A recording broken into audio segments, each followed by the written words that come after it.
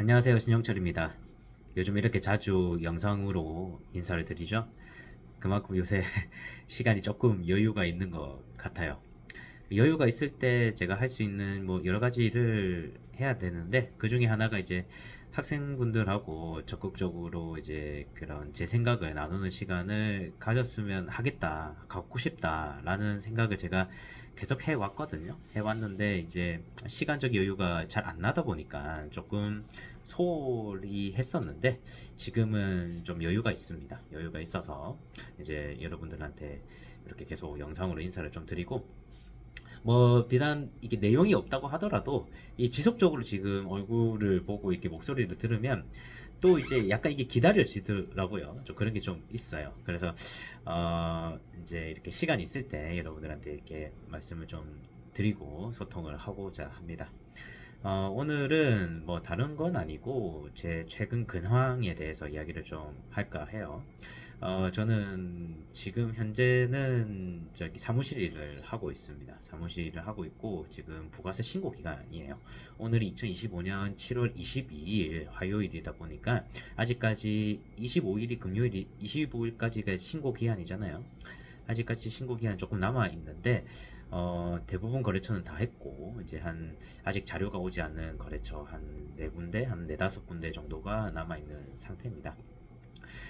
사실 우리 세무사님들 보면 세무사 일이 보통 이렇게 상반기에 다 몰려 있다고 하잖아요. 그래서 뭐 1월달 부가세 신고, 3월달 법인세 신고부터 해서 7월 25일 이렇게 부가세 신고까지 상반기 부가세 신고까지 끝나면 보통 이제 1년에 그런 그 세무사 일이 끝이 난다 이렇게 보시면 되겠습니다. 물론 이제 중간중간에 이제 뭐 재산세 같은 거 뭐 상속 증여 그다음에 양도세 이런 것들이 있을 수 있어요. 있을 수 있기도 하고 그다음에 이제 10월 달에 우리가 3분기 부가가치세 신고를 하긴 해야 되잖아요. 다만 이제 3분기 부가가치세는 이제 법인 위주로 그냥 소규모 법인 빼고 법인 위주로 이제 신고를 하다 보니까 그 양 자체가 그렇게 많지는 않아요. 그러다 보니 상반기 7월 25일자로 거의 모든 업무는 끝이 난다. 이렇게 봐주시면 되겠습니다.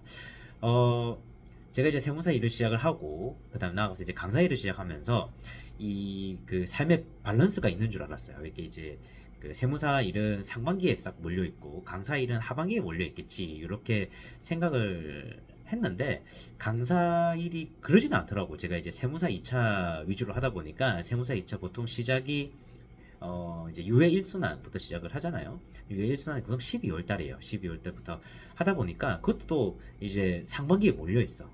물론 이제 그 심화 과정이 있긴 있죠. 심화 과정이 있어가지고 뭐 10월달 혹은 9월달, 10월달 요맘때 시작하는 과정이 있긴 있지만 그건 조금 가벼운 과정이고 저의 이제 제대로 된 커리의 시작은 보통 유예 1순환부터 시작을 하거든요. 근데 유예 1순환이 12월달 뭐 늦으면 1월 이렇게 하다 보니까 또 내년 상반기고 그 유예 1순환을 이제 기점으로 이제 또 시험 치는 8월달까지 요 때까지가 또 바빠요. 그러다 보니까 이게 상반기가 계속 바빠. 이런 세무사 그 사무실 일도 상반기에 뭐 몰려 있고 그다음에 강사 일도 상반기에 몰려 있습니다. 몰려 있다 보니까 참 요새 참 정신이 없어요. 정신이 없다 보니까 역시 이렇게 사람이 정신이 없고 좀 바쁘다 보면 문제가 터집니다. 저도 이제 문제가 좀 터졌어요. 특히 이제 그 세무사 사무실 일이 문제가 좀 터지더라고요. 그래서 뭐 법인세 신고를 좀 잘못한 게 있고, 그 다음에 종소세 신고를 또 잘못했다고 해서 이제 세무서에서 이렇게 연락이 옵니다. 참 이렇게 세무서에서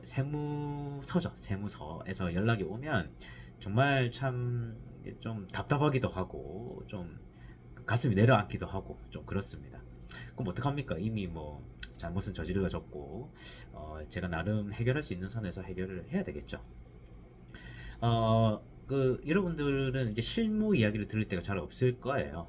저도 마찬가지고, 이제 제 유튜브 구독자분들은 대부분이 이제 세무사 준비생이실 거니까, 이제 세무사 실무에서 실무에 이제 지인이 있다면 이렇게 뭐 물어보기도 좋고 또 그 실무 일을 이제 그 귀동량으로 들으면서 아 나는 앞으로 그렇게 하지 말아야지 혹은 나는 그렇게 해야지 이런 이제 그런 미래도 그릴 수 있고 또 동기부여도 될 수 있죠. 그런데 혼자서 공부하시는 분들은 그러지가 쉽지는 않을 거예요.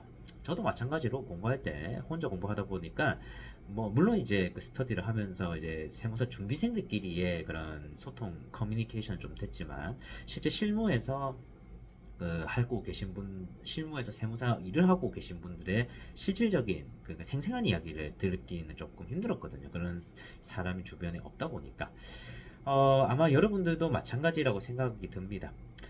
그래서 제가 이제 그런 실무 관련된 이야기도, 뭐 실무에 이런 뭐 세공제 이런 걸 적용해야 된다, 이런 거 이야기는 별 재미가 없고, 그런 거 말고, 진짜 이제, 그냥 생활 있잖아요, 생활에 대해서 이렇게 말씀드릴 때가 있을 때 좀 말씀을 드리려고 합니다.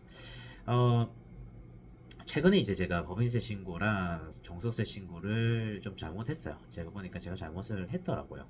그때 뭐 법인세 신고가 3월달, 종소세 신고가 5월달인데 딱 그맘때가 이제 유예 뭐 이순환, 삼순환, 동차 뭐 그다음에 뭐 이런 것들이 욕망의 세법학 막 이런 것들이 막 동시에 막 엮여 있어가지고 저도 참 정신없이 보냈습니다. 그때 5월달 한 달은 정말 어, 좀 뭐랄까 포기하고 싶기도 했었어요. 너무 좀 힘들기도 하고 좀 지치기도 하고 그리고 너무 나한테 주어진 그런 책임감이 좀 막중한 것 같다고 생각을 좀 들었거든요. 그래서 빨리 이 시간이 지났으면 좋겠다 이런 생각이 좀 들었는데 지나고 보니까 지나긴 했더라고요. 지나긴 했고 잘 마무리됐다라고 생각했는데 그 중에서 이제 한두 개 업체가 문제가 좀 있어가지고 결국에는 수정 신고를 하게 되었습니다. 수정 신고 하다 보니까 이제 결국 본세는 있잖아요. 원래 내야 되는 세금. 그거는 뭐 애초에 원래 내야 되는데 제가 조금 과소 신고하는 바람에 들리는 부분이다 보니까 뭐 그거는 어 거래처 사장님도 갑자기 뭐 예상치 못한 세금을 내긴 내지만 뭐 기분은 좀 나쁘더라도 그래도 뭐 원래 내야 되는 세금이라고 이제 인지만 하면은 보통 그 세금은 내십니다. 이렇게 해서 그냥 본세는 보통 내는데 문제는 이제 가산세죠. 여러분들도 잘 알고 있듯이 뭐 과소신고 가산세 뭐 10% 있고 납부 불성실 가산세 해서 매일 이렇게 붙는 그런 세금 있잖아요. 요 가산세는 어떻게 해야 될 것이냐? 사실 그게 저희 클라이언트하고 우리 그 세무사님들 사이에서 그런 문제입니다.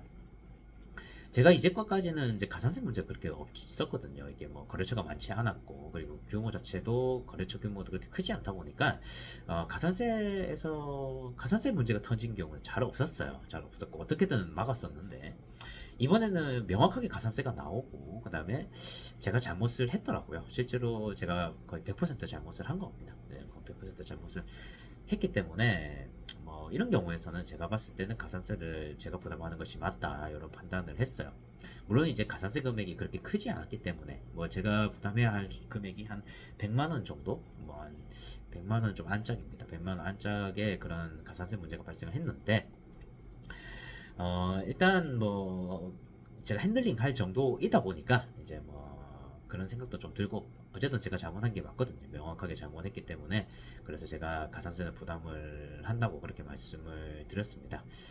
어, 그렇게 이제 여러분들도 이제 궁금하셨을 거예요. 만약에 세무사님들이 잘못을 했을 때 가산세 문제는 어떻게 할 것이냐? 물론 여러 가지 방법이 있겠죠. 그때 상황 그리고 그 거래처의 그런 관계 그리고 어떤 뭐 원인 뭐 이런 것들 여러 가지 복합적으로 이제 가산세 분담 비율이 정해질 텐데 저는 제가 이제 100% 잘못을 한 상황이었어요. 한 상황이었기 때문에 이렇게 가산세를 제가 부담하는 그런 상황이 됐다라고 보시면 되겠습니다. 뭐 그러면 안 되지만 좀 가슴 아프잖아요.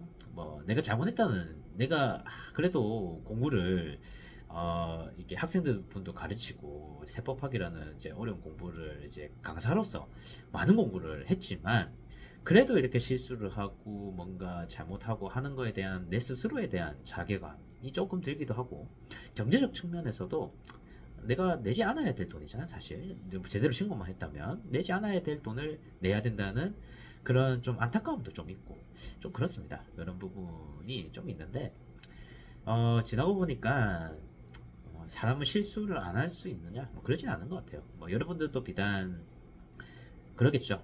이제 모의고사라든지 아니면 시험을 치고 나왔을 때 분명히 아는 문제인데 내가 그때 무슨 귀신이 씌었는지 뭘 잘못 봤는지 해서 뭐 실수할 수 있잖아요. 그런데 제가 볼 때는 모든 사람들이 다 실수를 한다 이런 생각이 조금 듭니다. 다만 그 실수에 의해서 나를 어떻게 그 실수를 나의 책임으로 돌리고 나에 대한 자책을 하게 되는 순간부터는 정말 힘들어지는 것 같더라고요. 제가 또 그렇게 좀 힘들었고, 그래서 주변에 이제 나와 비슷한 상황들을 이제 들어가면서 나보다 좀 심한 경우도 많거든요. 가산세가 막 1,000만 원씩 나오고 이런 사람들도 있어요. 이런 사람도 있고. 그런 걸 보면 누구나 실수하겠다 생각이 들고, 뭐 누가 가산세 내고 싶어서 내는 사람이 과연 얼마나 되겠습니까? 그러니까 가산세를 내고 있다는 건 결국에는 하고 싶지 않은 실수를 한 거고, 그거는 사람이라면 어쩔 수 없다 이런 생각이 좀 들고, 그런 것을 조금 마인드 컨트롤 하면서 이렇게 지내야 할 것 같아요. 그러니까 가산세는 내 친구, 혹은 실수는 내 친구다 이렇게 생각을 하시고, 여러분들도 실수를 줄이는 방향으로 노력을 많이 해야 되겠지만, 시험 문제 풀 때 해야 되겠지만, 실수할 때 가지고 너무 나를 자책하지 마시라, 그런 이야기를 꼭 전달을 해드리고 싶었습니다. 또 다음에 주제가 있으면 여러분들한테 또 인사드리는 그런 시간을 갖도록 하겠습니다.